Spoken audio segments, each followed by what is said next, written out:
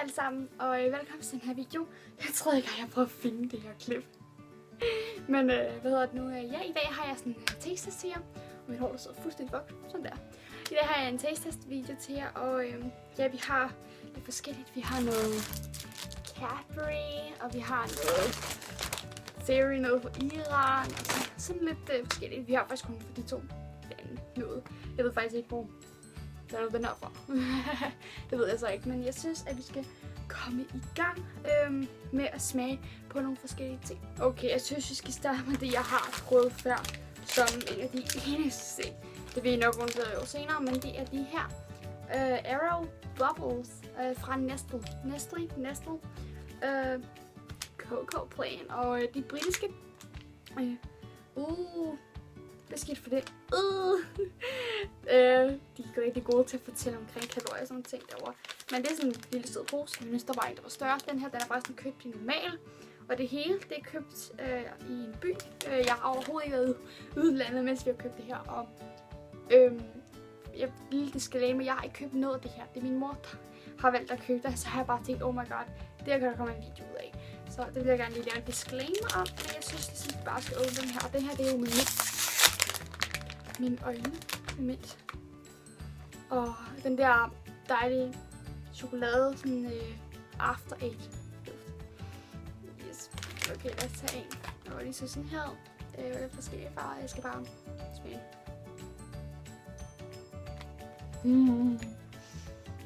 Det er perfekt med dem.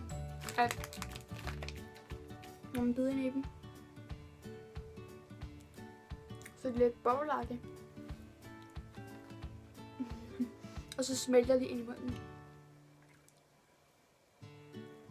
De er så gode. Jeg giver dem, jeg rater dem, eller hvad man nu siger, ud fra 10 point. Og de er dem, jeg elsker dem seriøst, jeg elsker alt med mint. Men det er ikke noget, jeg bare tænker himmel. Nu bliver jeg himmel, og jeg har smagt dem før sådan. Jeg giver dem 9. Jeg tænker sådan lidt, at vi blander mellem landene og sådan. Så jeg tænker sådan lidt landene. Jeg har kun 2 lande. Det er Iran og flue. Jeg har en enorm flueregn lige nu af det. Så jeg kan ikke rigtig få den ud med sådan en video. Men jeg synes, vi skal tage den her.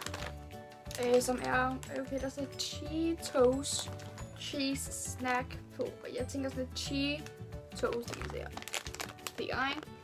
Og det er bare sådan en blanding, eller det er en kopi af Cheetos, altså de amerikanske ostepopstimser. Men altså, jeg kan lige prøve dem, og det er med, fra hvilken ost er det?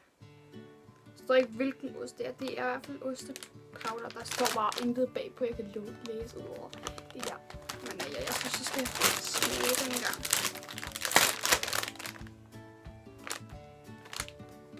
De er stærke. Ej, de er store. Okay, de er så store her. Og det er de der puffs. Den er stor. Jeg er faktisk lidt nervøs for sådan noget her. Okay. Ostepops, dem vi kender fra Kips, de er mere smagsfulde end dem her. Og det er sådan en puff. Men ellers er det bare en helt normal ostepop, der er bare meget stor. Jeg er ikke en stor fan af noget, der er så. Der har ikke været sådan, den er ikke kraftig i smagen. Jeg elsker ostepops, og de er stor en dag, for jeg kan godt lide dem, de har trækket luft til sig. Så jeg vil give dem her. De er ikke dårlige, og jeg kan godt lide dem, men de er heller ikke gode. Så jeg giver dem 5 ud af 10. Og der ligger vi lige heroppe. Okay, hvad skal jeg så til? Jeg tænker, at jeg så tager noget amerikansk igen. Engelsk, og det er det faktisk det eneste amerikanske, jeg har med. Oreos. Og fordi at jeg har taget den her med, som jeg har lige smagt med chokolade. Jeg ved det, jeg var det. Jeg har været i Danmark i så mange år. Og jeg har bare ikke smagt den. Jeg ville så gerne have fat i den med peanut butter. Men det fik jeg ikke. Fordi min mor hun ville købe den. Og jeg har ikke nogen penge på det tidspunkt. Nå, den er lidt ødelagt. Det der er ved de her møgindpakninger. Chocolatey. dufter faktisk af noget, jeg har genkendt. Altså ikke det som det her, vel, men altså noget, jeg har smagt. Og det er den normale chokolade. Okay. Det er den normale chokolade kiks. Mere crunchy, end de plejer. Så jeg vil bare dykke i det.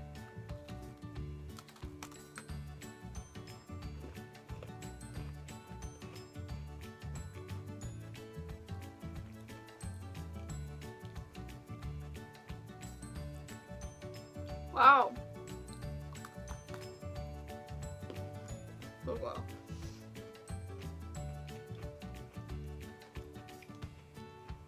Jeg elsker. Nu skal jeg tjekke, jeg noget med dem til. Jeg elsker de normale Oreos. Og det er sådan lidt brownie-agtigt, fordi det er så mørkt. Jeg elsker også golden Oreos, som endelig er kommet til Danmark, og dem har jeg allerede smagt. Og det er faktisk min yndlings af alle Oreos. Så for det er dobbeltstoft, ikke? Jeg elsker cremen. Men dem her, de slår den originale i min verden. Jeg har ikke noget at lægge den på. Jeg lægger bare på min stol. Men det smager faktisk rigtig godt, og den giver jeg 7 ud af 10. Okay. Jeg har ikke smagt noget, jeg kan lide nu. Men jeg tænker, at jeg kunne smage lidt fruity nu. Og jeg vil tage den her Kian. Det er Paradise Stjernen. Kian. Jeg ved det ikke. Banandrik. Og der er vand, bananpuré og intet andet i. Og den ser sådan her ud. Jeg tror lige på rysten. Jeg ved ikke om jusen ligger nede. Jeg har mit glas her. Okay. Det håber ikke, der er brug i, for det stør jeg. Det er banan. Jeg ved ikke engang, hvad farven er. Jeg har aldrig set det her før over i den butik. Jeg tager ikke så meget vand, hvis jeg ikke kan lide det. Okay. Duften er banan. Og duften er den normale banan, og så duften er det der slikbanan. Og det er det der slikbanan smagen nu. Eller slikbanan lugten. Det ser sådan her ud, og jeg synes faktisk, vi skal smage på det.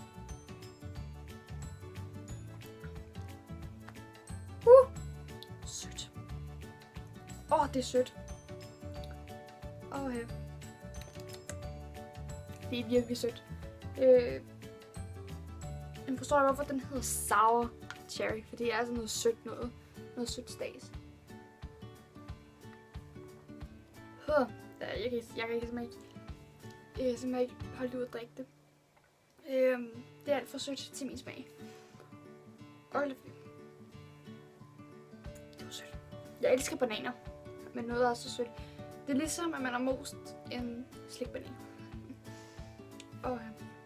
Okay, det var ikke sådan, så jeg tænkte, jeg kan godt sådan drikke det. Det er bare så sødt, så jeg giver det sådan 3 ud af 10. Jeg skal lige lad os komme videre. Jeg har faktisk mest chokolade hernede. Nej, der røg en Oreo ud. Så tager jeg lige den ind i pakken igen. Og lægger den deroppe. Min seng står der. God information i. Okay, jeg tror, jeg vil tage Curly Whirly, og der er 3 i den her bakke, tror jeg. Og det er også fra Cadbury. Der er rigtig meget Cadbury her. Okay, der er 4 i. Men det er Cadbury's Curly Whirlies. Og der er 26 gram i. Stored in a cool, dry place. Well, unfortunately not. Jeg synes bare, det er, hvad jeg ved, ja. Det er præcis, hvad det er. Det er en karamelstang stikket i chokolade. Sådan en der. Så ja.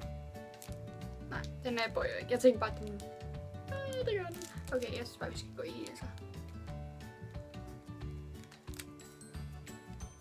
Super.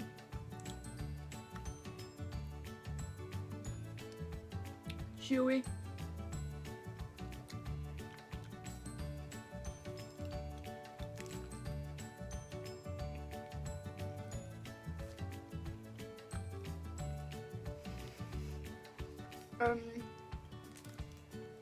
Finally, det er en meget sådan chewy karamel. Det er ikke en, man bare lige sluger.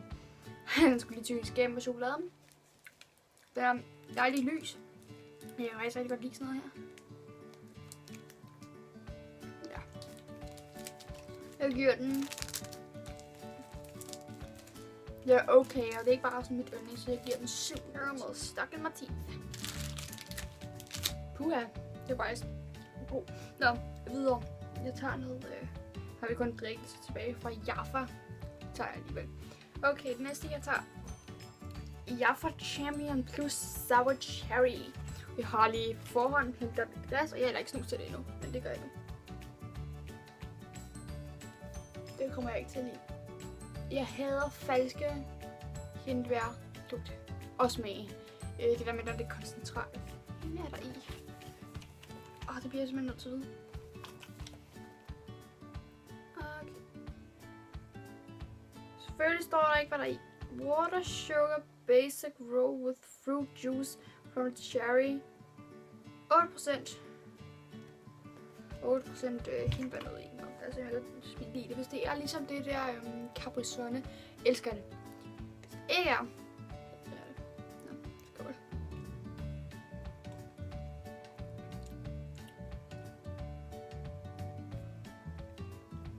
Det er det eneste kirsebær, jeg kan lide. Jeg får lige noget chokolade. Det eneste kirsebær, jeg nok kan lide, det er ligesom det der Capri-Sonne. Og den er overhovedet ikke sur, der står sour cherry på. Ej. I love it. Jeg altid elsker det, men den er ikke god, så jeg tænker sådan, himlen vel, altså ret hurtigt væk. Den er meget sådan tynd, og den er ikke sådan, det lyder lidt vinagtig, men den er ikke sådan cremet. Den er bare væk. Når man har smagt på det. Jeg kan stadig mærke den i i sådan bagerst i halsen, men den er ikke sådan the best. Jeg kunne smage noget bedre, men jeg giver den i hvert fald 9 ud af 10. Mit hår er så fuldstændig fucked, og mit hår er drikket over det hele. Mine forældre synes også, den er god. Jeg var lige ude og lade dem smage på den, men ja, jeg synes, vi skal gå videre. Og jeg synes, vi skal prøve Cadbury, the crumbliest, flakiest milk chocolate flake. 3 plus 1 free. Okay. Jeg kan se, at vi skal åbne den her. Så vi kan. Det kan man selvfølgelig ikke. Sådan der. Og der er sådan nogle 4, der ligger nede i. Og så tager man en op. Wow. New peel and reveal. Cadbury. Jeg elsker alt for Cadbury. Jeg ved ikke hvorfor Cadbury, det er bare godt. Okay.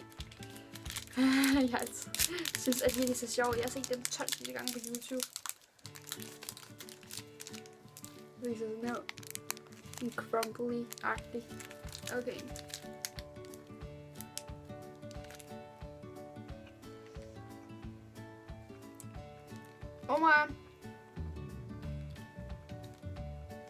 Det kan lave god chokolade. Når man bider i den, krumler den fuldstændig alle stykker. Og så er jeg så min varme. Altså, når jeg ligesom har fået nedbrudt det, så smelter det sig sammen. Og så er det bare chokolade.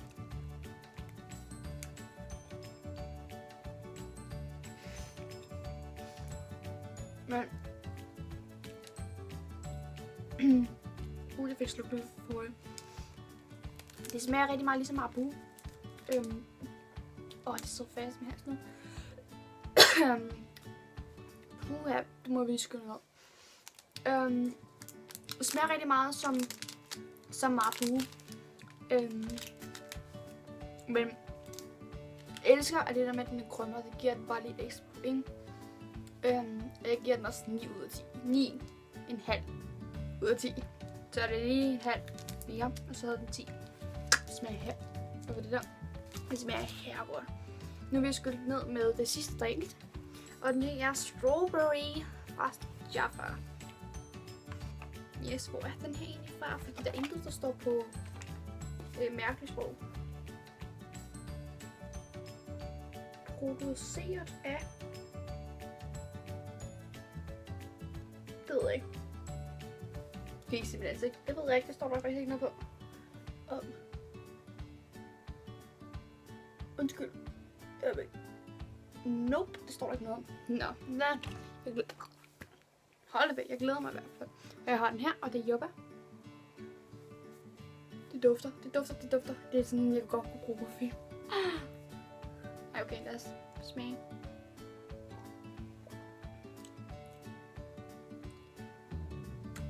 Jeg er solgt. Det smager så godt. Og så iskoldt. Vi skal have det med på ferie, mor.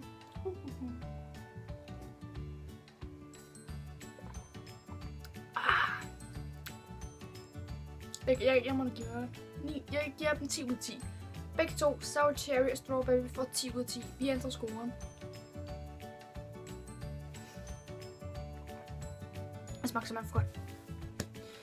I am sold. Mobilsalg løbetop. Okay, vi bliver skynde os med den sidste, fordi der er næsten ikke noget strøm tilbage. Okay, den sidste det er igen Cadbury, og det er Dairy Milk og Caramel. Og jeg synes bare, vi skal åbne den. Jeg kan godt lide, at det er sådan specielt papir. Det er sådan et stykke. Jeg kan se den. Hvad står der på? Okay, jeg skal lige have den op først.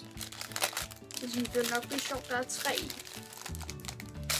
Så er det også, det er en lille Dairy Milk.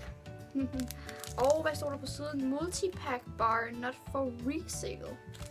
Well, I will not sure do. Okay, og det var med karamel indeni. Jeg vil gerne have smagt den normalt, men det havde de ikke. Det er ikke så meget. Okay. Yes, okay. Den ser sådan her, og så sjovt noget Cadbury på. Lad os bare smage. God.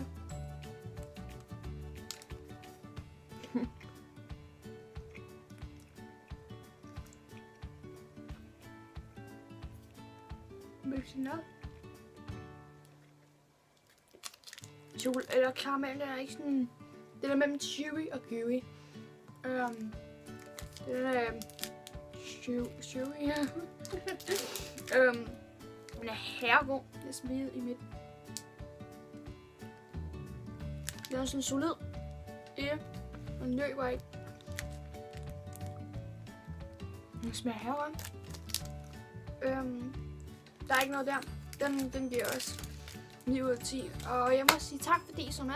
Jeg håber I kunne lige se mig sidde og æde alle mulige ting. Jeg har lige en Oreo tilbage. God fluff. Hvad med...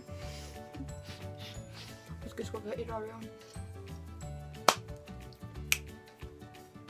Tak fordi I havde så med. Vi ses i min næste video.